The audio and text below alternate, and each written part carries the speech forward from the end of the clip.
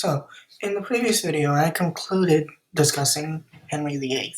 This time, I will discuss Edward VI and Lady Jane Grey, who is a little controversial, if you ask me, for a variety of reasons.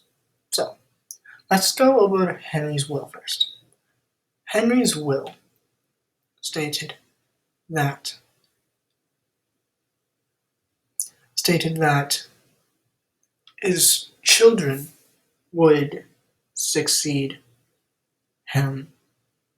Then the throne would pass on to any offspring of his children.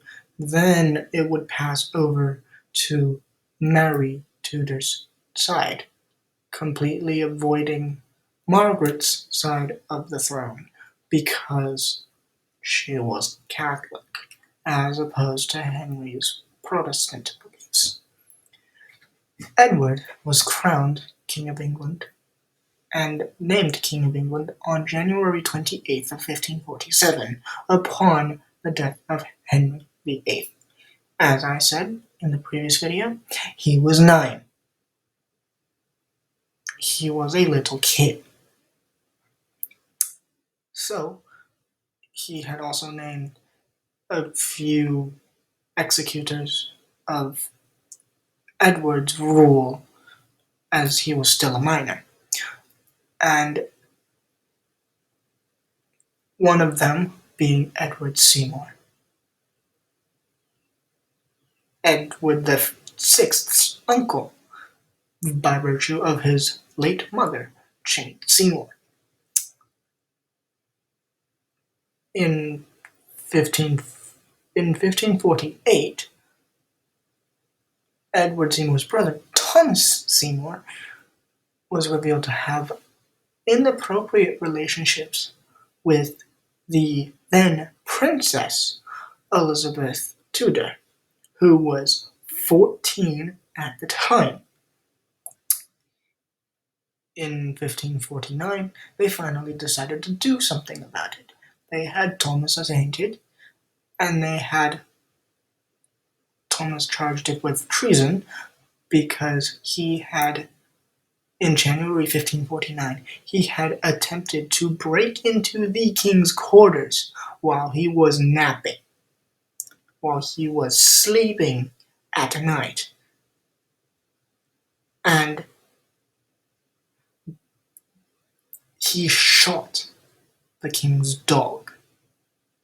And when the king woke up, Thomas Seymour acted more innocent, saying that he wanted to take the king away for his own safety. But most people, including his brother Edward, saw right through his intentions. So they had him imprisoned and charged with treason.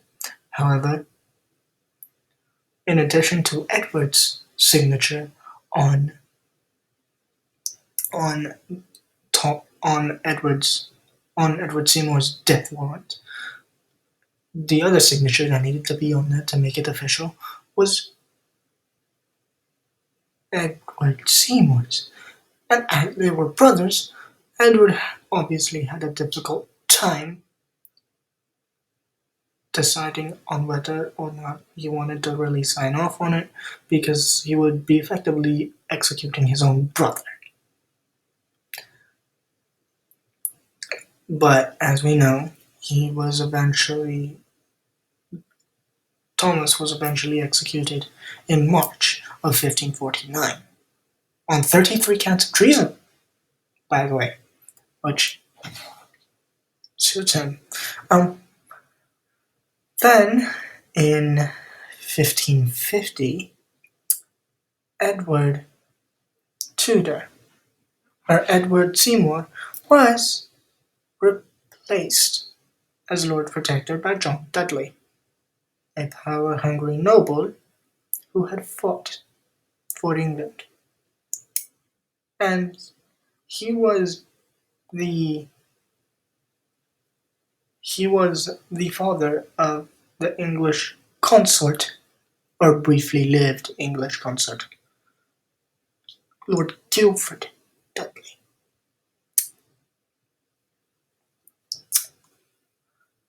And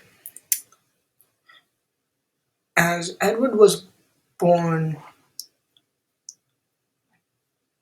and his mother died, and as his father had trouble with his children early on living long enough, Edward died on July 6th of 1553, but not before executing another one of his uncles,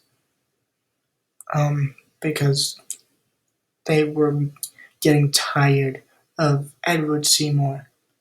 So they found him guilty of treason and had him executed in 1552. In 1553, on July 6th, he died. But before he died, he had made his own will that effectively violated his father's will, because Mary he put he put his Aunt Mary's granddaughter on the throne before they were supposed to get the throne. So, because he had created his own will, so it basically overrode his father's, in a sense. So he named Lady Jane Grey his successor, also partially because Edward was Protestant, Mary was Catholic, and he was afraid that having Catholicism was not gonna sit well in a country that by this time had grown to be moderately Protestant. So he named Lady Jane Grey his successor. Lady Jane Grey, however, did not really want the crown. Any portrayals of Lady Jane Grey portray a very ambitious individual. However, Lady Jane Grey did not want the crown, as I previously mentioned. She had hoped to be a like down, like away from the spotlight, if you will. But she was nonetheless crowned on July 10th of 1553.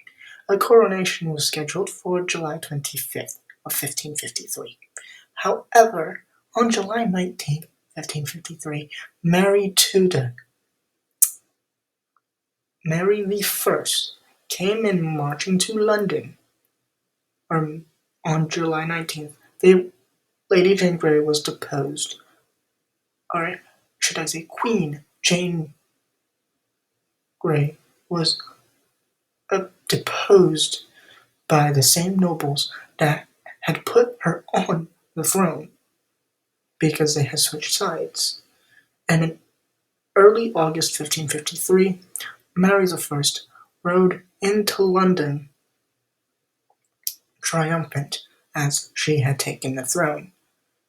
Lady Jane Grey was kept alive because Mary had no intention of killing her until until her own father led a rebellion against Mary I.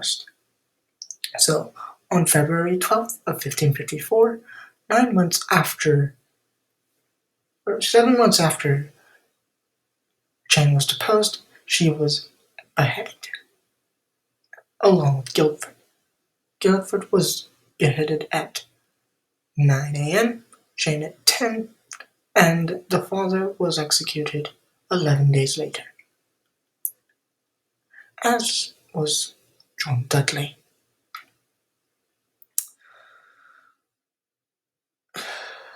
Mary was known for executing a bunch of Protestants. However, she only executed about 300 of them.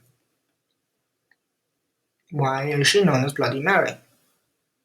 It's because she had fought so hard to make England Catholic again after his father's divorce and annulment from her mother, Catherine, in 1533. However, she ruled 5 years. The most troubling thing during her reign was her pregnancies. She had sworn that she was pregnant, but what she probably would have had was a phenomenon called phantom pregnancy. It means you would exhibit the behavior, or your body is exhibiting the behavior of a pregnant individual, only to not have a baby at the end of it. Eventually, it was found that she had ovarian and uterine cancer. She was mainly found to have uterine cancer, which effectively took her life on November 17th, 1558, at the age of 42. Which brings us to our next and last Tudor monarch. On November 17th, 1558, Elizabeth came from the Tower of London and was proclaimed Queen of England. However, unlike the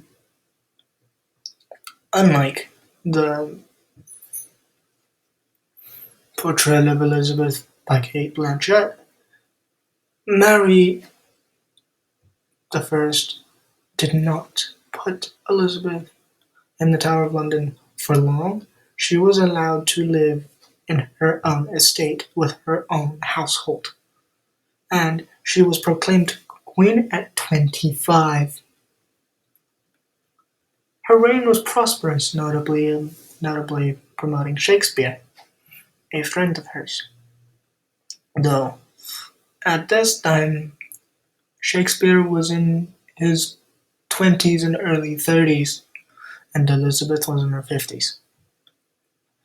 The only so-called blemish, or the only well-known blemishes, was her executing her Scottish Catholic cousin, who was deposed as Queen of Scotland in 1567, and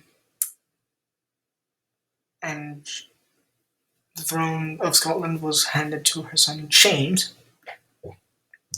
Mary Stuart then went over to England in 1567 and was immediately imprisoned by Elizabeth I because England was a Protestant country and Mary was a Catholic. And she had no intention of executing her, per sources. However, the Babington plot shed light on the threat that Mary has, because John Babington was planning to basically free Mary Queen of Scots from the Tower of London and crown her Queen of England. However, that did not work. John Babington and his 13 conspirators were hanged, drawn, and quartered. Meanwhile, Mary Queen of Scots was then beheaded in Fotheringhay Castle in 1587, at the age of 44. And by the way, she had become Queen of Scotland at 6 days old by virtue of her father James V dying at 30 years old, 6 days after Mary was born.